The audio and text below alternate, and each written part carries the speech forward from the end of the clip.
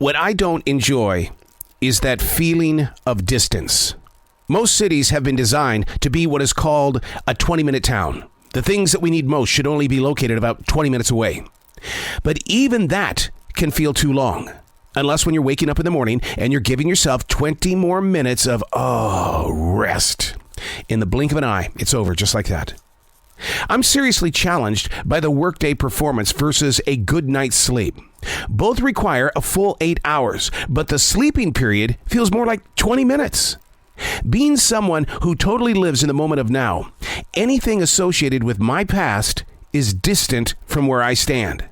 I don't deny that I've lived through several storms and victories, but my heart is more open to explore what hasn't been discovered. What we do today didn't seem important enough in my younger years.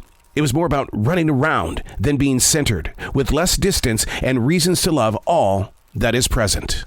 Hey, it's Arrow. This is The Daily Mess, a chronological walk through an everyday world. I am a daily writer. I am the silent wolf. I study life. I listen to it. I participate. And we create conversations that get us deeper into the plan, the purpose, and the process, as well as the progress of what the hell is going on here.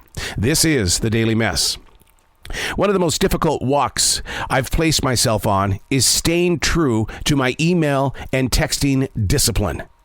I cannot read and or respond to either of them until I'm fully finished inside this recording studio.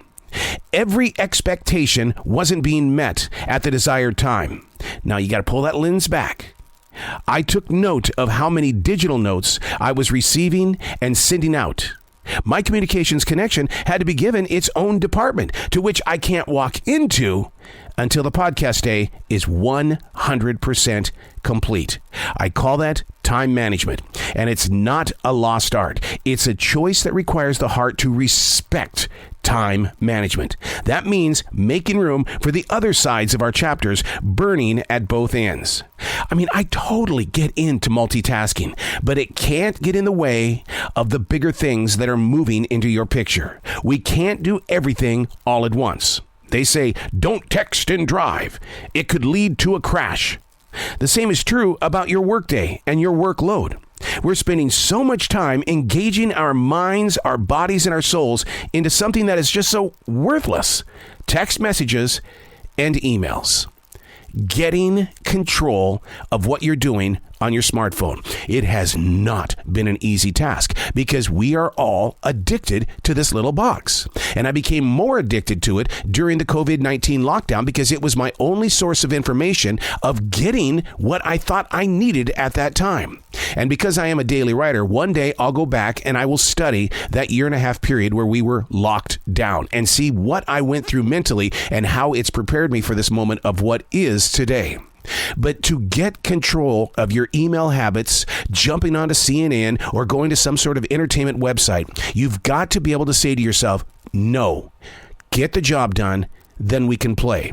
And if that doesn't sound like my father, he was like, look, guys, kids, look, I understand. I want to play too, but we've got to do things around the house first. Let's do our chores, get the chickens fed, get the rabbits taken care of. Let's pound some nails so we can build the house, and then let's go play.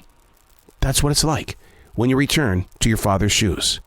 It is a discipline that you're going to have to respect, and you're going to go through some very tough times and struggles.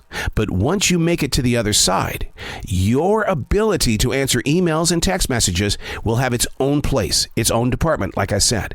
And then when you go there, then you're not thinking about anything else but taking care of that side of the business world. I'm Arrow, and that's The Daily Mess.